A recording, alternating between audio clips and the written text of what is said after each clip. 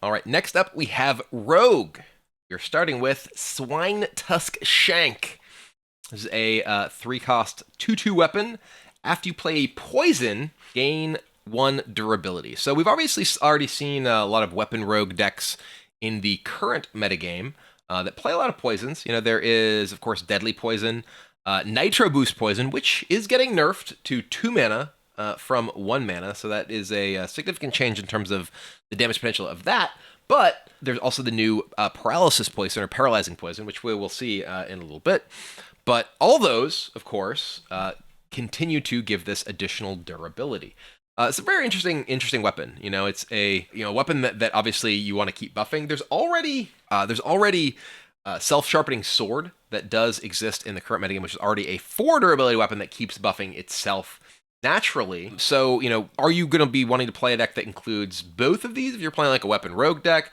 Or are you you're going to play like, just one or the other? So overall, I think that this is in a weird spot where it's already competing with, at least in the current, state of the format, something which is quite strong already. And also, this, because you have to keep buffing this in order to get more than a couple of swings out of it, it kind of naturally makes you really vulnerable to weapon removal. Weapon rogue style decks already are afraid of your opponent just, oozing you playing weapon removal. There's, of course, at least a little bit less weapon removal with the removal of Harrison Jones from the core set, but Harrison hasn't really seen a lot of play recently. But, if this style of deck becomes more popular, there is, of course, the potential influx of weapon removal. And I think that this is a bit worse against weapon removal than Self-Sharpening Sword is, because Self-Sharpening Sword is like a better independent weapon. It is an independent weapon that don't need no poison, so it can kind of self-sustain with the self-sharpening portion. So it also has better synergy, I think, with stuff like Toxblade, whatever Toxblade, the 3/3 that gives your weapon +2. That will work more effectively with a higher durability weapon rather than this. So I do feel like this is just like a little bit too heavily reliant potentially on the buffs compared to the tools that already exist for Weapon Rogue right now. But maybe there's some desire for additional redundancy in that style of deck. Next up, we have Efficient Octobot. With Frenzy, reduce the cost of cards in your hand by 1. It is a 1/4 mech. This is a pretty interesting card. Obviously, anything with this level of cost reduction can be extremely powerful. Reducing the cost of your hand, all of them, by 1 is very, very effective in a lot of matchups. The weird thing is, you need to enable this yourself because your opponent is very unlikely to want to hit this. You can backstab it, of course. You can kind of get your own mini Emperor off if you just play Octobot into backstab. So it does have a lot of combo potential in kind of in a vacuum, right? Your opponent doesn't have to enable it for you. So if you're playing bunch of card draw, you can Octobot backstab, reduce the cost of your hand, go. So that's definitely something that's very worth considering. I doubt we'll see this as just a card that people are playing, to hope their opponent, use it for removal, as it is a 4 health minion. So it can actually be something that carries buffs like Nitro Boost Poison or Cold Blood or whatever pretty well. And then if your opponent doesn't kill it in 1 hit, great, the rest of your hand's discounted. But that feels a little tougher to justify the inclusion of it in your deck rather than if you're actually playing a full-on combo deck that's looking to use it to really go off in a single turn. It does work with Pen Flinger, which is certainly worth noting.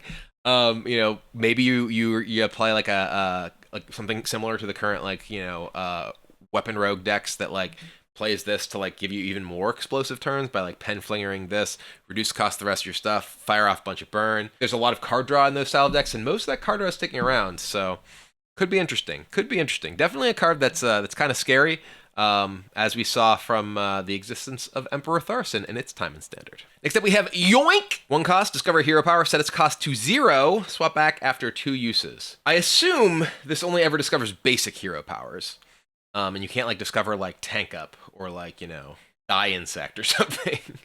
But yeah, this seems kind of meh to me. None of the hero powers that you can get really feel like they are worth a card for two uses, right? Like maybe this, like if you're like in a like against like an aggressive deck, you're like, okay, you can get healing or armor up, and it's like 4 life. Against like if you get like Warlock against like a control deck, you get like 2 life taps. That's pretty powerful. I don't know. This feels like it's most of the hero powers don't feel worth a card, even if you get to use them twice, right? Like if you get like even like Silverhand recruits for 0, right? You are getting like at least like a reasonable value from some of them, but it feels like so many of them are just so bad, right? Like you get like very easily could have a lot of matchups where like none of the things really feel worth it. Maybe this ends up being played in like a auctioneer deck just because it's a 1-cost spell, and like you're not getting like both effects in one turn. I don't know. My gut instinct is this is not a particularly great card, but it does have at least like some corner cases where it feels like it could have some amount of value. Like I don't know what the rest of the shell around this deck looks like, right? Because it's not like a lot of the other steel stuff, right? They synergize with cards that care about stealing cards from opposing classes or anything. This doesn't do that. This doesn't like have any reason to go into a deck that like cares about stealing opposing stuff because it's just stealing a hero power. It's not generating cards, that synergize with other things. It's just like, okay, well, what deck wants a different hero power? And it's like, okay, do you play this in like a slower, a deck that wants to play like a longer game in the hopes that you steal healing or armor up? But like, what if you just hit like Silverhand Recruit or Demon Hunter or whatever? It's just like there's just so many options that are just like not the direction, any particular direction, that it feels like it's unlikely to have any kind of consistently positive effect. Overall, like I think it's neat that it exists, and I'm curious to see if there's like more sort of synergies that care about like stealing hero powers in some way. But I am skeptical that it's really going to be any kind of actual good card. Next up, we have Scab's Cutter Butter, 4-cost 3/3 legendary. Combo, the next 2 cards you play this turn cost 3 less. So this card is, I think, pretty sick. I've seen like some, evaluations of this card. They're like, oh, this is obviously so incredibly broken, da-da-da-da-da. Well, when you think about it, like, so this is, requires combo, right?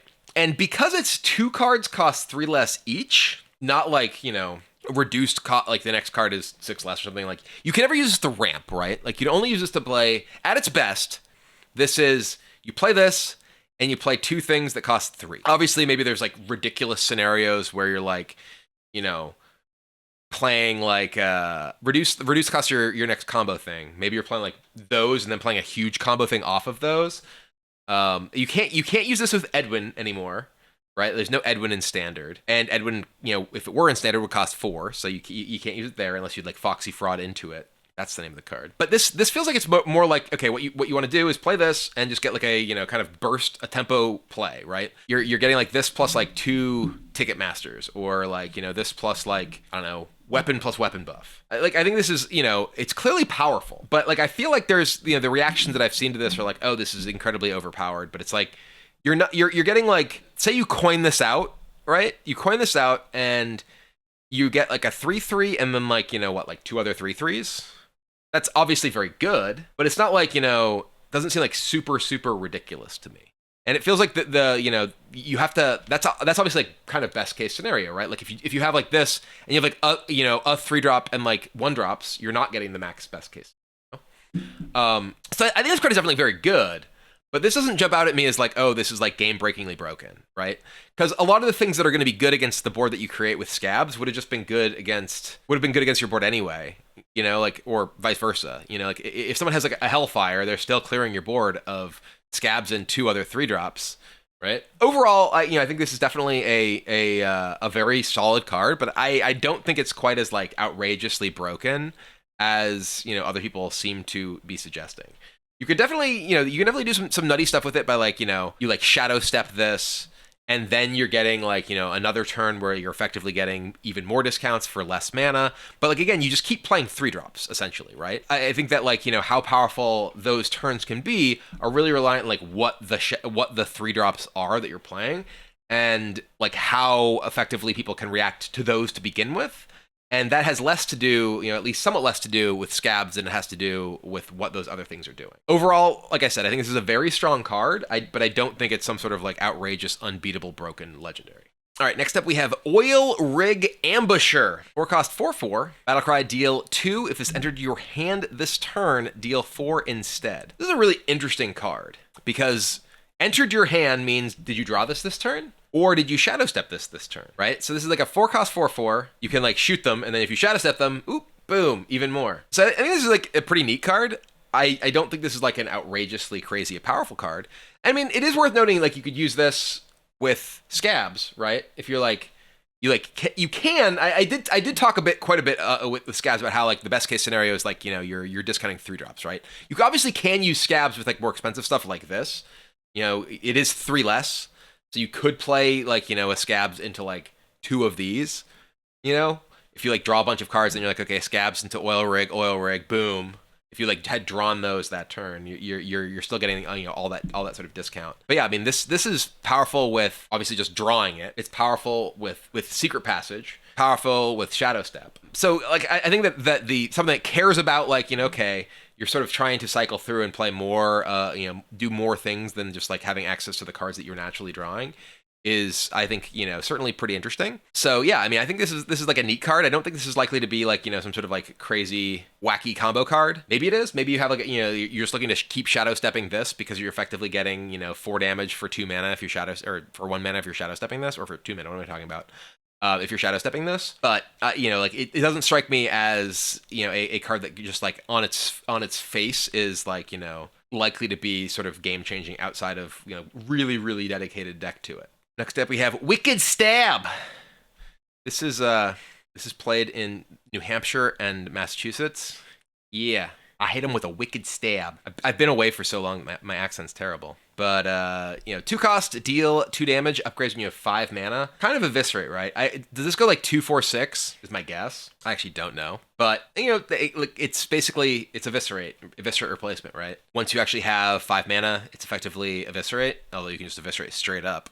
And then at 10 mana, boom, better than eviscerate. So I think it's just like this is clearly a strong card. It is obviously a bit weaker than an eviscerate early in the game, but having not having to combo it later on, and the upside of 6 at the highest rank once you are at 10 mana is pretty powerful. So I think it's pretty clearly a solid workhorse style card. I don't think this is like game changingly crazy or anything because it's mostly just eviscerate. But it is clearly like a very solid card. Next up, we have Silver Leaf Poison, another poison. So definitely something else that can work with the initial weapon we talked about. Give your weapon after your hero attacks, draw a card. So this is if on a weapon with a significant number of durability, this can be draw ? This can be extremely strong. Obviously, if decks with this type of card become more popular, it does lead people to be more likely to want to play weapon removal.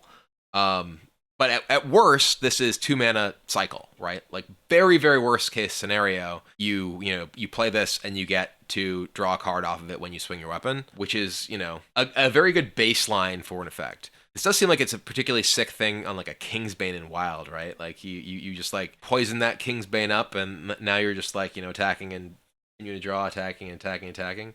Yeah, I mean this seems like it doesn't seem like a card that like you're necessarily gonna want in like a really aggressive deck. Like if you think about like the current weapon rogue decks, right? I don't know that you actually would play this because you have so much other card draw in the form of like Swindle and Secret Passage and Cutting Class that are cheaper / burstier.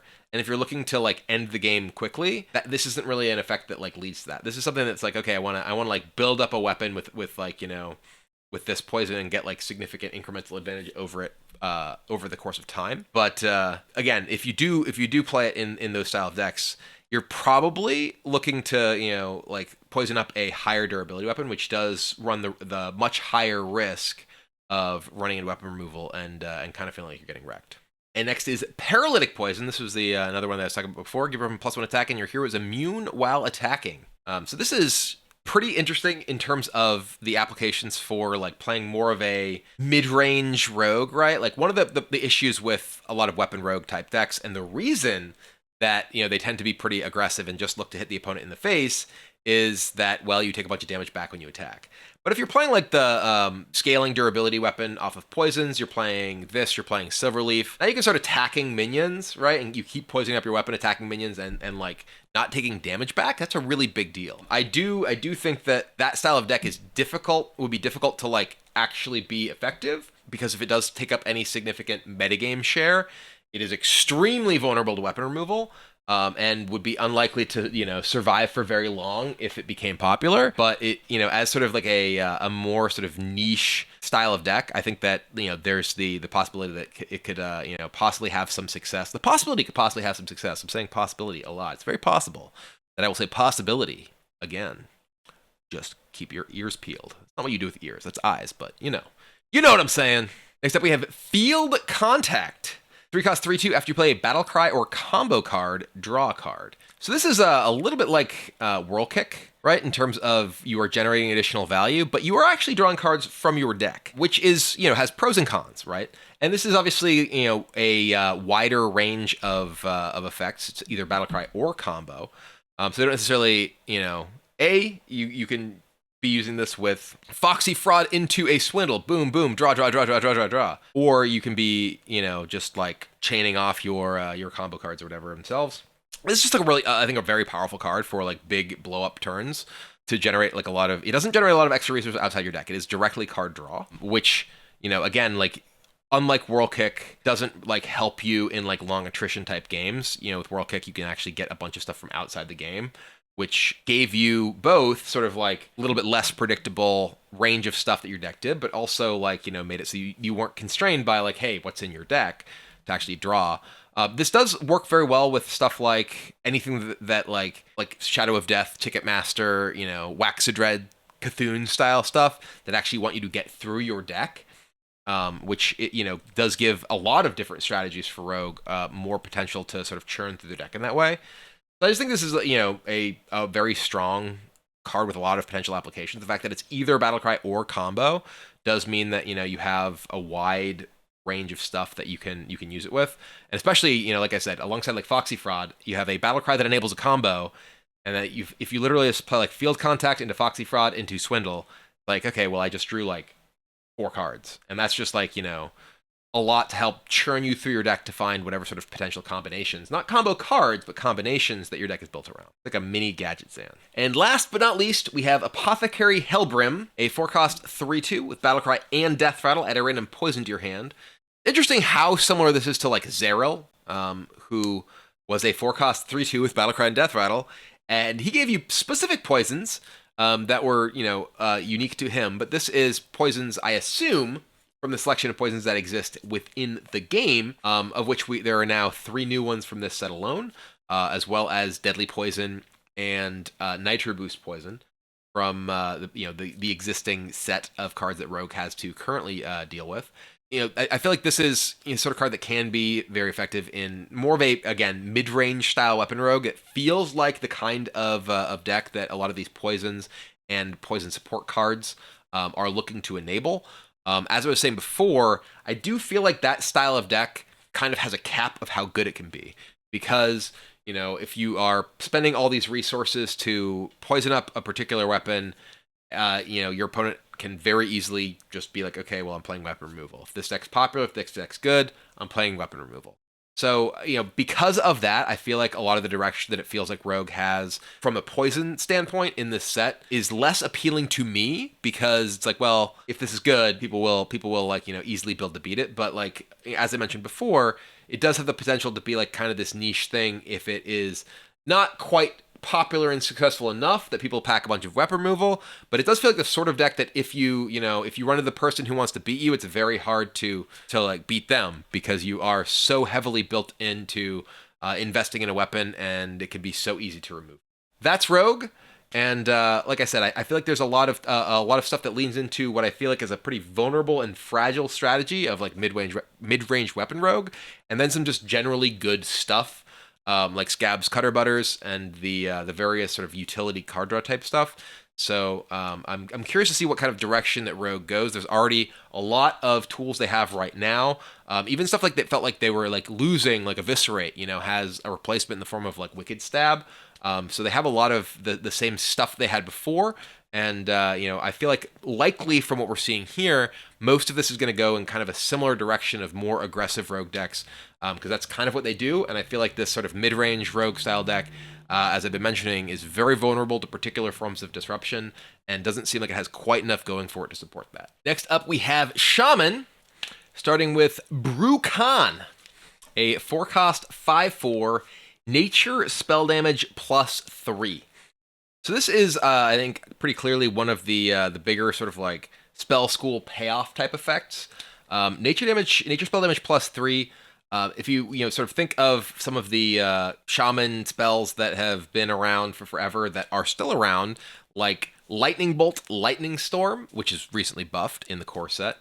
Those are nature spells, and +3 spell damage on a 4-cost card. Means you can play like Brukan into Bolt, boom, that's 12 damage. That's a lot, right? There's no more Lava Burst. I don't know. Lava Burst I assume would be fire anyway. But with nature spell damage +3, you're turning a lot of your burn spells into very, very powerful effects. This is just like a really good card, right? This is a mini Malagos. And obviously again it only affects a particular category of spells, so you can't like be like Brukan Frost Shocking people. That's not going to be a nature spell. Frost Shock I think is also gone anyway. But definitely a very powerful tool for a lot of burst potential here. Like a lot of the spells that you end up playing for burn in Shaman already. I believe that Serpent Shrine Portal. My guess is Serpent Shrine Portal. If you think about it, very likely be a nature spell as well. So yeah, just a lot of really strong stuff that you can use for either burst potential to your opponent's face or clearing in the form of Lightning Storm. So definitely a super strong card and really powerful way to start off Shaman. Next up we have Earth Revenant, a 4-cost 2/6 taunt elemental. Battlecry, deal 1 damage to all enemy minions. So a 4-cost 2/6 taunt, not that good. Elemental is a relevant tag again, and the Battlecry, deal 1 to all enemy minions, that can be reasonably strong. How powerful this is depends quite a bit on what the metagame looks like. If there's a lot of like Silverhand recruits, very powerful. If there's a lot of generally like small minions, can be really good. It can be also pretty powerful because it does trigger your opponent's frenzies, which can be a good or bad thing, right? The fact that you can trigger your opponent's frenzy incidentally rather than having to use an actual effect to trigger it, like, depends on what the frenzy is, right? Like some things you're very happy to not have to like attack a minion into it and trigger their frenzy. Like, it can also be used to clear off divine shields. Or there's like that one divine shield when it has frenzy guy or frenzy divine shield, frenzy gain divine shield. I don't remember the name of the card, but we'll get to that in the neutrals. Be able to clear off divine shields obviously can be really powerful in certain metagames.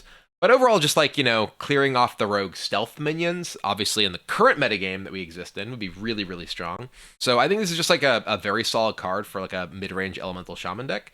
And, if those decks, are something that have enough support overall, which I think they do, this can definitely help you against some of those more aggressive strategies, or just, against tokens in general. Next up, we have Chain Lightning. Deal 2 damage to a minion and a random adjacent one. This is a nature spell. Very good with Brukan. Boom. Upgrades when you have 5 mana. So this is, one of the ranked spells. And this is very powerful. If you think about like, a lot of the sort of Shaman AoE, Lightning Storm, obviously, as I mentioned, did get buffed, but this can be, like kill 2 things at like, just rank 1, deal 2 to something, deal 2 to 2 things. It's just very, very powerful.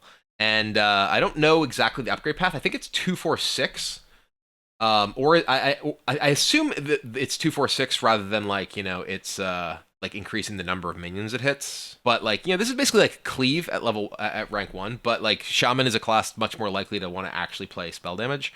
I'm told it's actually 2/3/4, not 2/4/6. So it's not as good a sort of rank as I was hoping, as I was expecting, but still pretty powerful, right? And you can't get spell damage off your hero power anymore, but obviously Shaman still has a lot of incentive to actually play things that give you spell damage because, well, your class can use spell damage very well. Works with Brukan, right? You play this, with Brukan on like, say, like 5 mana with the coin. It's like, okay, well, deal 6 to 2 things. Boom, boom. very powerful in a mid-range type matchup for sure. So, I think this is just a reasonably solid card. It depends on what the metagame looks like again. Obviously, if there's like tons of small minions, this is still actually pretty good because, if you're getting any kind of spell damage, it can be 3/3 even at rank 1. And even if you're not getting spell damage, can often, depending on how your opponent's minions are positioned, can kill multiple things too. Be able to kill like, Flame Imp and anything against like Zoo if that's if that's popular, or even just like Flame Imp and damage something else, that's also just, often a very, very appealing thing. So I think it's just a very solid card overall. Next up, we have Tiny Finn's Caravan, a 2-cost 1/3 at the start of your turn, draw a Murloc.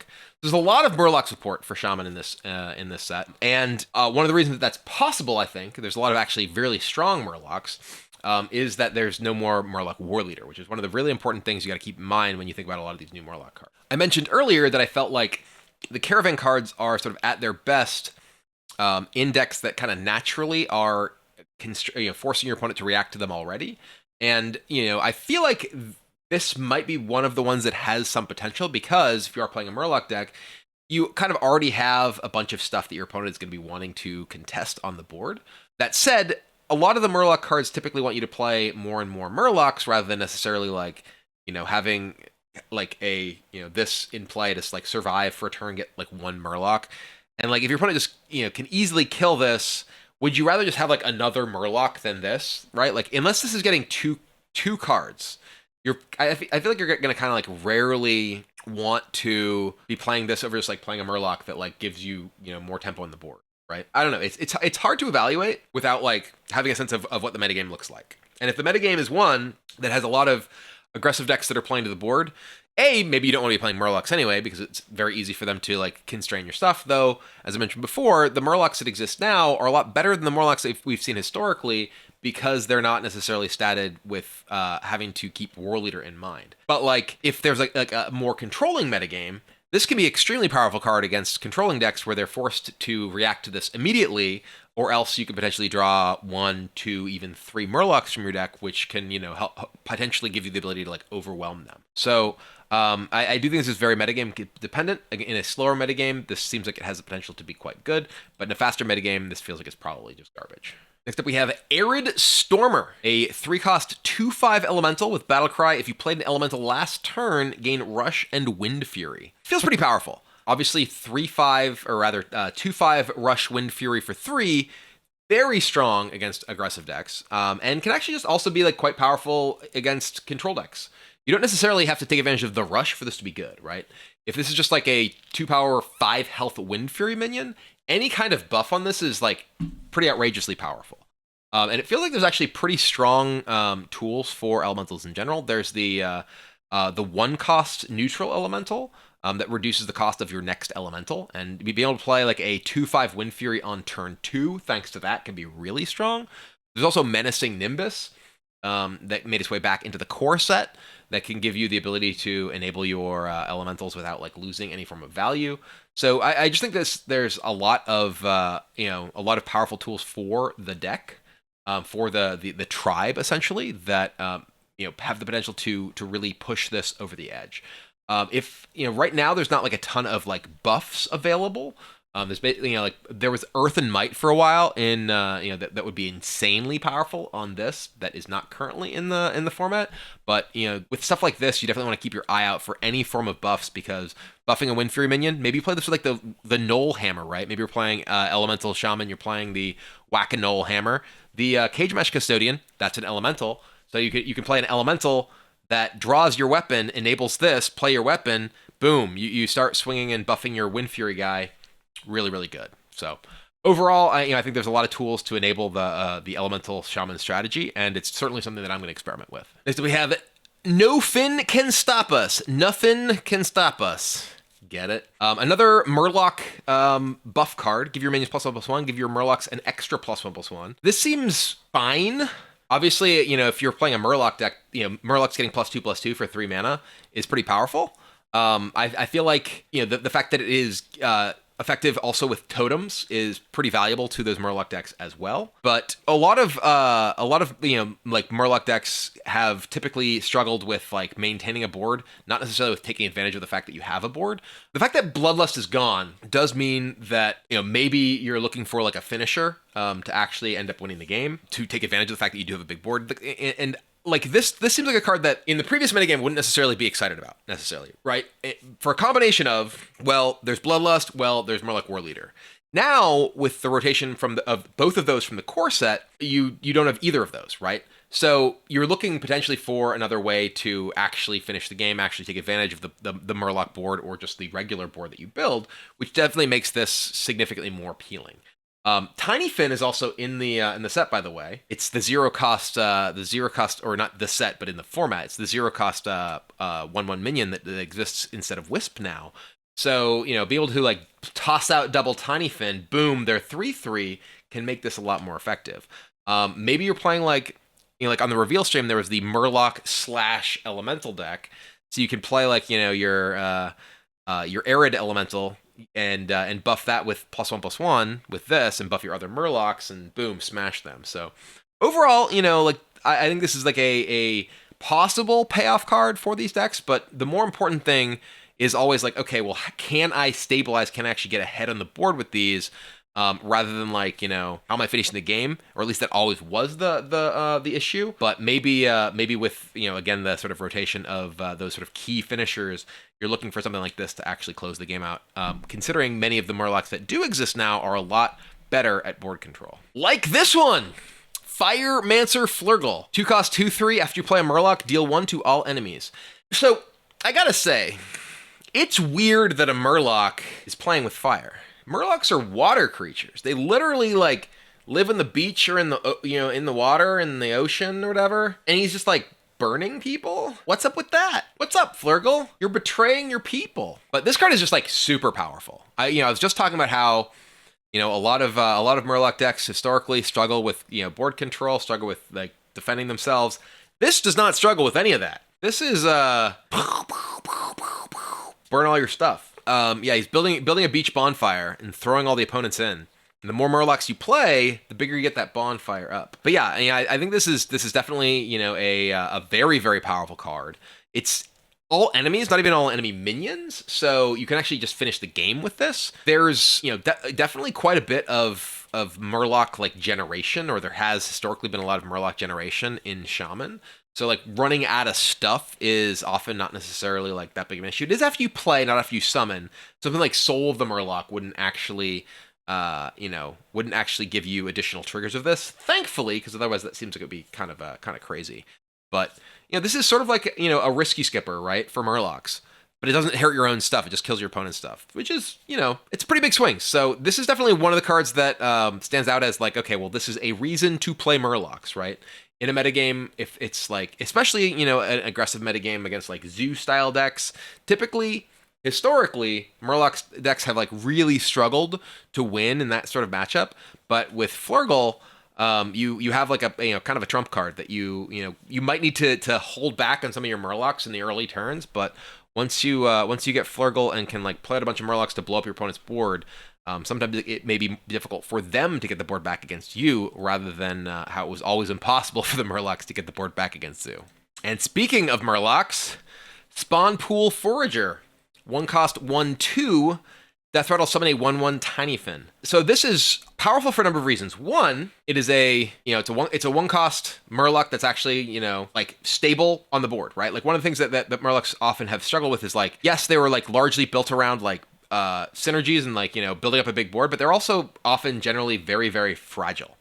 You had like Murloc Raider, 2/1 for 1. This is like not only a 1/2, but also Death Rattle summon another Murloc. This is like a possessed villager, but better, because it has a relevant type. It's like kind of like a better Mermy. I mean, it is a class card, so it like feels like class cards generally should be better than neutrals. But like in particular, cheap Murlocs are very good with Flurgle, who we just saw. So this just seems like it's a overall very strong card. And will likely be a staple of the Murloc Shaman decks. Obviously, nothing can stop us. Very, very happy to see something which, you know, makes it very much more difficult for your opponent to clear off all your Murlocs before you can play a Murloc buff. But speaking of more Murloc board control, South Coast Chieftain, 2 cost 3/2. If you control another Murloc, deal 2 damage. Again, having a Murloc with that has 2 health, that has Death Rattle, summon a Murloc, makes it so much more likely that you can just play this on turn 2 and kill your opponent's thing and keep your Murlocs going, keep your Murlocs in play. A lot of powerful tempo tools for Murloc, which again, historically, you didn't have that much of, right?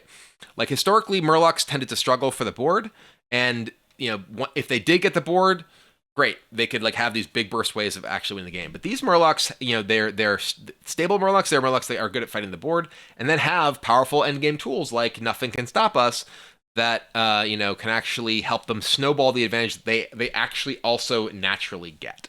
So you know, I think that we are seeing a very different direction for Murlocs now that they don't have access to Murloc War Leader as kind of the big push finisher that they always did. And lastly, not a Murloc, but apparently lurks on lily pads, so probably lives around some Murlocs. A 5-cost 4/5 elemental with battle cry, Hex something, if you played an elemental last turn. I think this is pretty obviously a pretty powerful mid-range tool. Having access to a bunch of possible hexes in a mid-range elemental shaman deck seems quite strong. Or even just like an aggressive deck, right? Like you can be playing a, you know, fairly aggressive elemental deck and not play Hex in your deck because you don't want to have, you know, stuff that will just sit in your hand and be like, you know, fully reactive, and you can still have access to the tool through this. You know, and this is something which, you know, your opponent can't like stop with like a spellbender, not that spellbender's around, but like counterspell. You can use this on something that's untargetable, right? Like say your opponent has, you know, a Fairy Dragon type effect, you can still use your Lilypad Lurker to hit it. This can be generated off of things, you know, like a Menacing Nimbus, things that generate elementals. It obviously is also a removal effect that continues your elemental chain, which you otherwise would have to break up to play a spell-based removal effect. So there's a lot of positive things here in general. I assume this is targeted. It doesn't say target, but it also doesn't say random, so I assume you get to choose what you're actually hitting with it, because that would be weird if it didn't say random and it was a random effect. But anyway, that is our last Shaman card. So Shaman overall, I think, has some pretty interesting stuff. You know, you have the nature spell damage stuff with Brukan that, you know, can give you the kind of spell-based Shaman direction. It could be like very burst damage heavy. Then there's also the Murlocs that I think actually have a lot of really powerful early game tools that can help support some of the stuff that we haven't really seen the other Murloc cards get a lot of action recently. But there are stuff like Magic Fin and things like that that do still exist in the standard format. I do think, you know, the more I sort of look and think about the Murloc stuff, the better Nothing Can Stop Us actually seems. And then, of course, the elemental stuff. Elementals don't feel like they're fully fleshed out just yet, but definitely feel like it has some support for that direction in the set, and also, of course, as I mentioned, with Menacing Nimbus in the core set as well. Next up, we have Warlock, starting here with Blood Shard Bristleback. 3-cost 3/3 lifesteal with Battle Cry. If your deck contains 10 or fewer cards, deal 6 damage to a minion. So there's a couple of these cards that care about your deck having 10 or fewer cards in terms of payoff. And I think this is the more impressive of them. You know, a 6 damage lifesteal is, you know, very, very strong. Obviously, it's a pretty huge swing. It's interesting because there's also a couple cards that destroy cards in decks kind of naturally as part of their cost or as part of their effect in Warlock. And you can also just use your hero power to, you know, get down to a lower card count in your deck. I question, like, you know, how reasonable the sort of strategy overall is, given just like this is like a kind of like unimpressive card at that point, right? 3/3 lifesteal for 3 is fine, but pretty weak. It doesn't really feel worth like building your deck necessarily to like do. It is something that, like, you know, okay, well, just if you are just kind of naturally playing this as part of, you know, a like slower controlling deck, right? and this is just like something that you have for like the late game as like, okay, I get to that point and then this is just like a big swing. That feels like a more reasonable direction with these than like the things that just destroy cards in your deck. Because it feels like if you are going to be, destroying a bunch of cards in your deck, you're going to need specific late game win conditions like, say, a Jiraxis or something to actually be able to pump out enough resources to win the game if you, especially like effectively losing your hero power once you get to that point because you're just going to fatigue yourself. So, yeah, this feels more like this is just like a card that I hope to get extra value out of late in the game rather than a card that I want to specifically really aggressively try to build my deck to support. Next up, we have, well, another one of these cards that cares about your running out of your deck. This one specifically, if your deck is empty, open a portal that fills your board with 3/2 imps every turn. 5 cost 5/5 on top of it. So this is obviously a pretty huge payoff in terms of emptying your deck. So this is more of like, okay, if I'm going to be building my deck in the destroy my deck direction, play, this is like kind of the capper payoff, right? And, filling your board with 3/2 imps every turn is pretty powerful, right? Like, it can be pretty difficult for your opponent to actually deal with that. That said, you're in fatigue, you're out of cards, and like a lot of the cards that you would include in your deck to, if you were trying to like really build your deck toward this direction, to end up destroying like random cards in your deck. So unless this is like just something you're playing kind of as like a Chef Nomi-ish card, right? You try and like, just kind of naturally get to the point where you have no cards in your deck. You run the risk of getting rid of this. It's not like this is a quest card, right? Where you just have access to that like is guaranteed. So that's part of why I really question like having, this is sort of like the capper of that kind of strategy of really dedicating your deck to like burning your deck, running out of everything. I assume, much like the Lakari Sacrifice, that this ends up, like, the portal ends up taking a board spot, so you'd effectively get, like, 6 imps every turn. Like, maybe this is something you like, play in your deck, like, just sort of incidentally as, like, an answer to opposing Ticketus, right? You're like, okay, well, if you're going to Ticketus my deck away, I'm gonna play this and just, like, blow up your stuff over and over and over. You can kill all my stuff forever. It doesn't matter. I have this endless portal. But yeah, like I said, I feel like a lot of the stuff that goes in sort of the direction of I want to blow up my own deck, run the risk of blowing up this guy, which is your big payoff, and being a little bit too risky to build your entire deck in that direction. Next up, we have Tamsin Rome.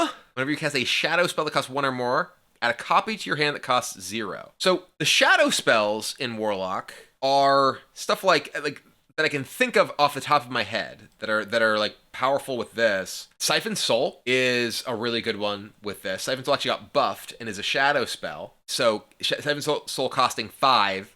You play this, you can Siphon Soul, you get another Siphon Soul for 0, and it's not even like 0 this turn, right? It's 0 period. You can use like Soul Shear, but this is obviously like just a pretty powerful and pretty open-ended card that helps support the sort of shadow spell school. We're seeing a lot of like, there's like some support for most of the spell schools, almost all of them.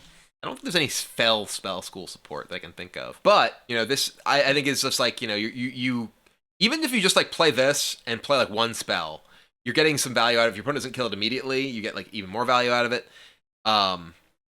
And like this, you can play this plus buffed Siphon Soul because they only cost 5, plus like a Soul Shear or something, and that's just like that's a lot of value, right? In a longer game.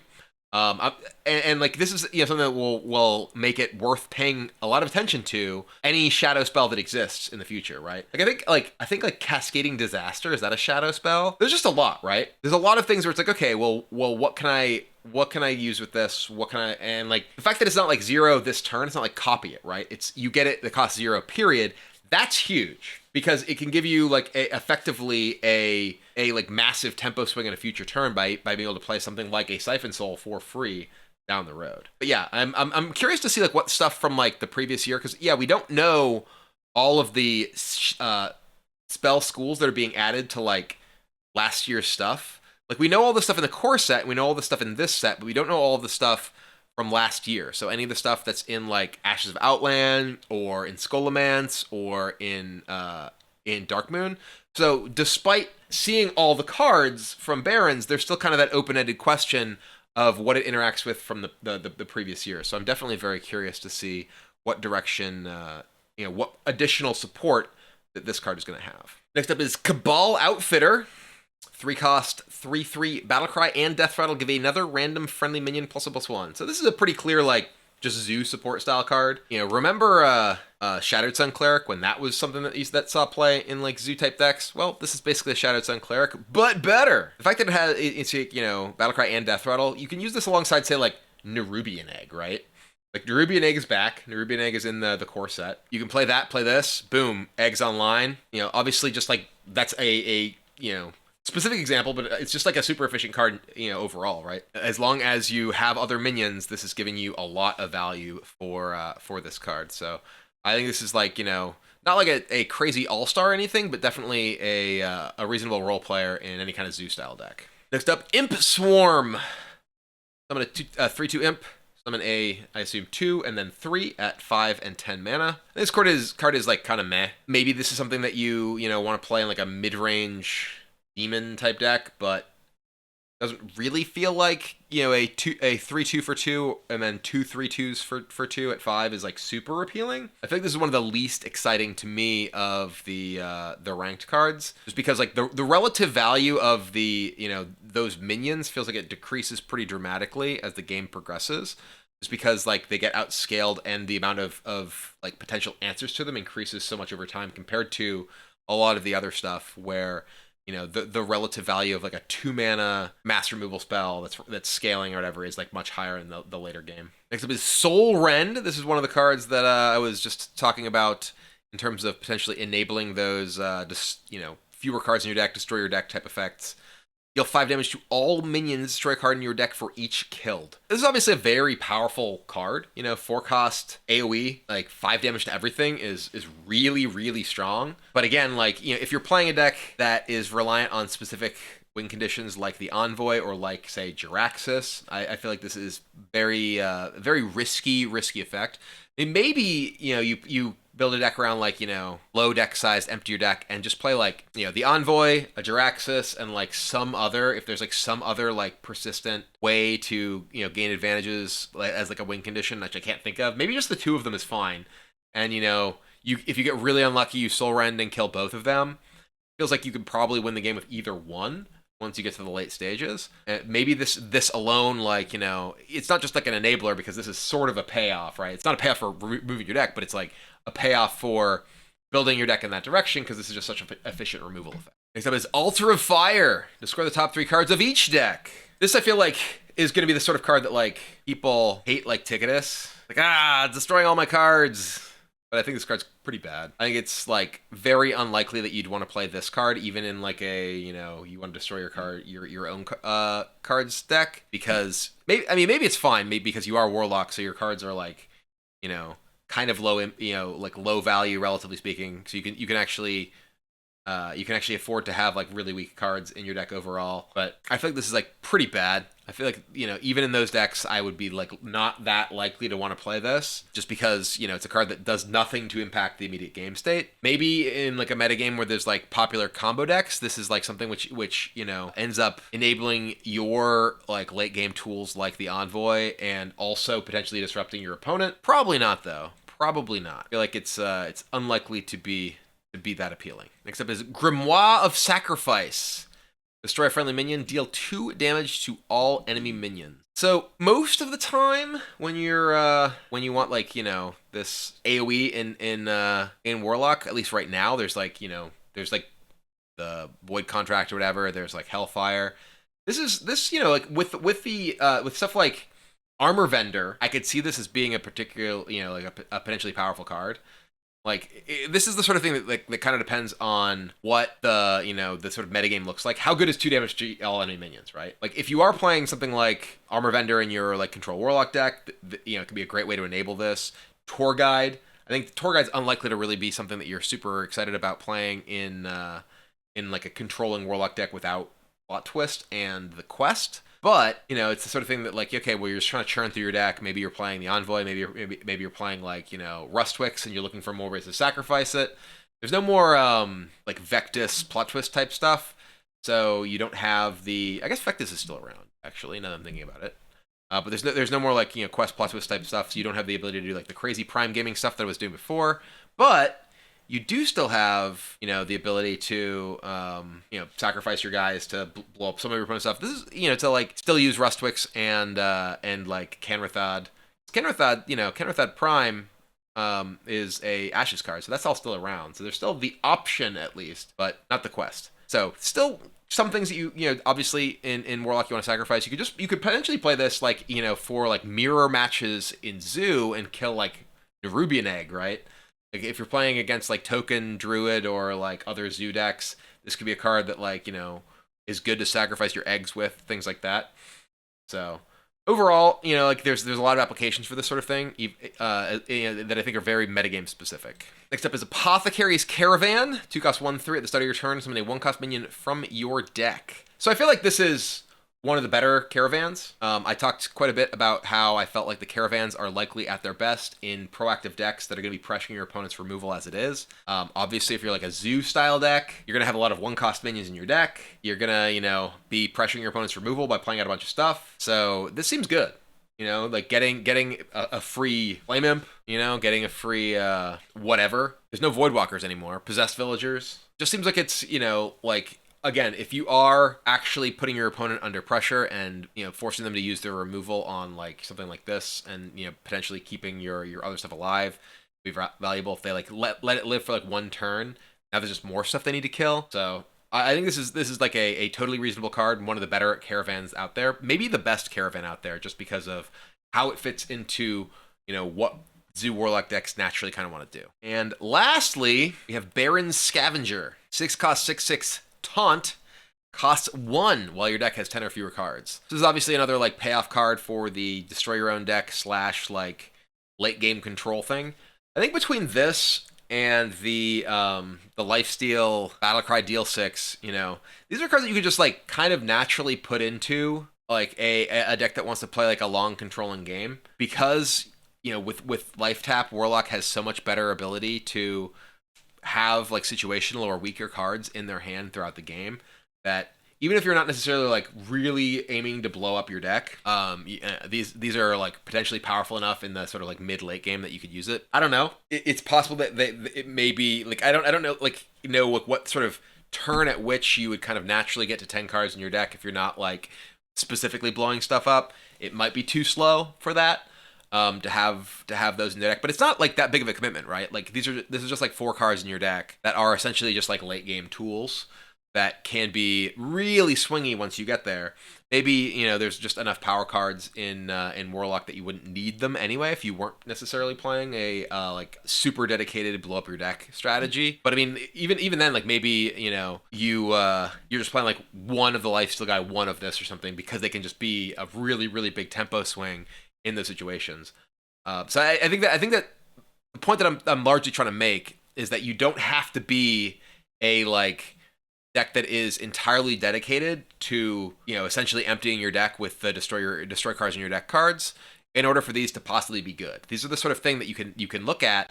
They're kind of like what I was talking about with the refreshing spring water, right? These are like aren't binaries like, oh, you have no spells in your deck. These are things like, okay, well, if my deck is just kind of naturally playing long games a lot and gets down to a low deck count, these can just be cards that I want a copy of or 2 copies of because they're powerful cards, and you have like I think more deck building options with them than just like, okay, I'm putting all the stuff that destroys my deck and all the stuff that's payoff for having low cards in my deck, and ta-da, that's my deck. Anyway, overall, I think Warlock has a lot of interesting stuff going on here.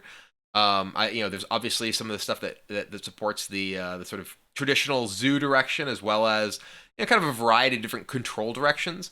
I feel like the Mercenary card is kind of an interesting outlier. It doesn't necessarily push toward any particular strategy, and as I mentioned, I feel like evaluating that really really needs more information about like what cards from like the previous year, stuff like again like Cascading Disaster, are shadow cards that we haven't actually learned about yet. So I'm definitely excited to see what sort of options are available to Warlock, even if I will really miss Plot Twist.